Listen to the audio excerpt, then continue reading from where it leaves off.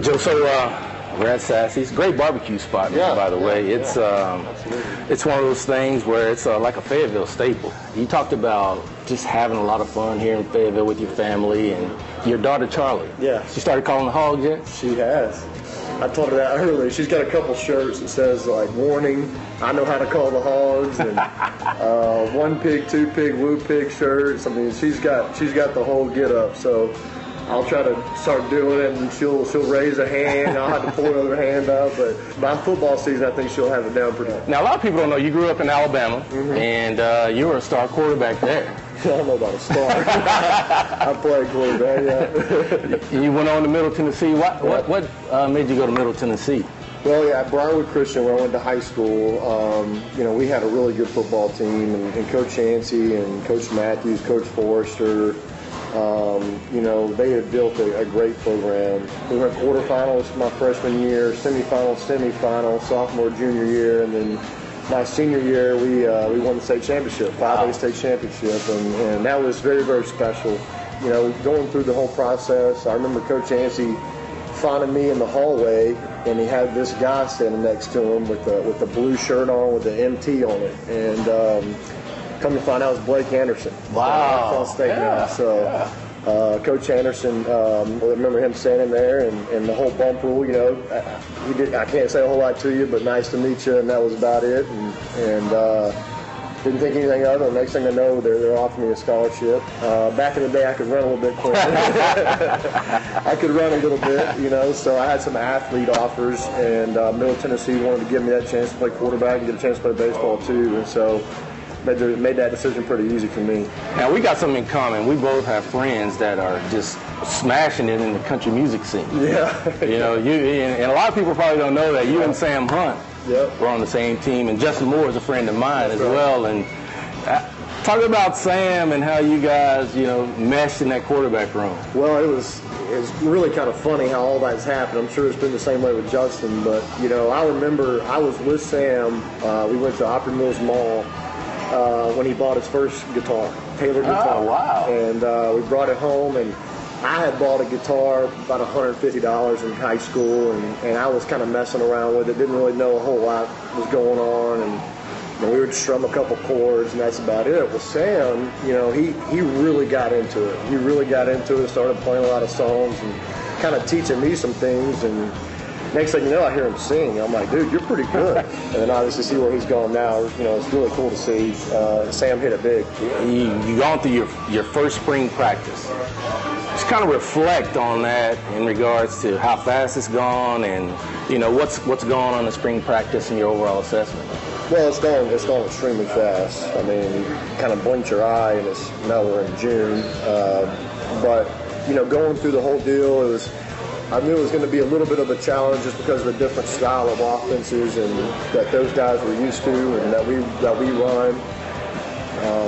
The hardest thing, I think, for the spring was just understanding how fast we wanted to go, the tempo which we were trying to play at. And the more spring went, the more we got faster and got faster. We're not quite to where we want to be yet, but I think the guys are understanding. The thing I've really seen with this team is our guys have bought in. I mean, every single guy on our team has bought into what we're trying to do. And I think that's a tribute to the great leaders that we have as seniors. Talk about a guy like Yelda Froholt that calls people up and says, hey, man, this is important, or we wouldn't be doing it. Santos Ramirez calling people up and getting stuff done. Man, I think it's a tribute to the leadership that we have at the senior class right now that's really got this thing going, and our guys have bought in, and that's all you can ask at this time. Just whatever we're asking you to do, buy in 100% and give us all you got, and because we feel like we have the blueprint for success, and I think our guys know that, and they want to do everything we're trying to ask them to do. So, from a schematic standpoint, that was the hardest thing. A lot of things we do schematically translates to what they are used to. We just have a little bit different technique to it. And so just getting our technique taught to those guys and drilling it and repping it over and over and over has been a big difference for them. Now, a lot of people may not know the story. How'd you and Coach Morris hook up? That's a good question. I was coaching high school ball in Alabama, and a good friend of mine named Chris Donnelly took me up to Clemson's camp. That's when high school coaches could still work camp. And well, I get home and I really wanted to get into college ball. I just didn't have a way. And for Coach Sweeney to take the time, I emailed him, told him, "Hey, Coach, I'm interested." He emailed me right back and said, "I got a spot. Can you come interview?" Now, how blown away were you when you get an email that fast? Shocked. My car was broke down at the time. Didn't have a car, so I had to call. I called my sister and said, "Hey, I need to borrow your car." So she brought me her car. I drove to Atlanta that night. Got in the hotel, didn't sleep. Rolled out of bed about 5. Got showered.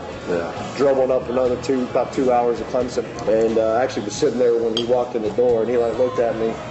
He was like, "You already here?" I said, "Yes, sir. I'm already here." And so anyway, going to Coach Morris's house, we're kind of interviewing the whole day, me and Coach Sweeney, and then he calls Coach Morris and says, "Hey, Coach, have you left to go to beach yet?" Last camp of the season, of the summer, everybody's running over everybody in the parking lot getting out there to go to summer vacation, okay?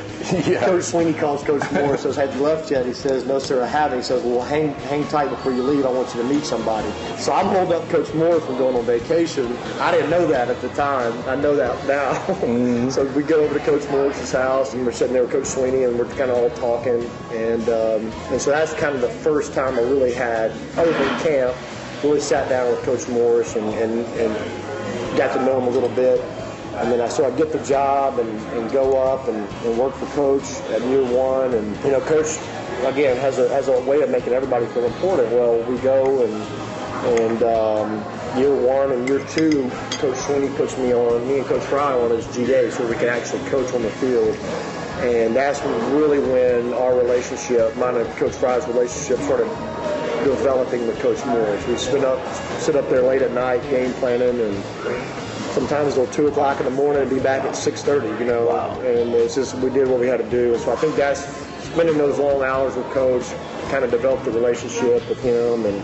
And I'd go over to Coach's house Thanksgiving because I was from out of town, didn't have anywhere to go. Coach would have me over and we'd hang out, watch games, and it was just looking back on it, it's really, really cool. And to see where we are now and the relationship we have even now is really, really special.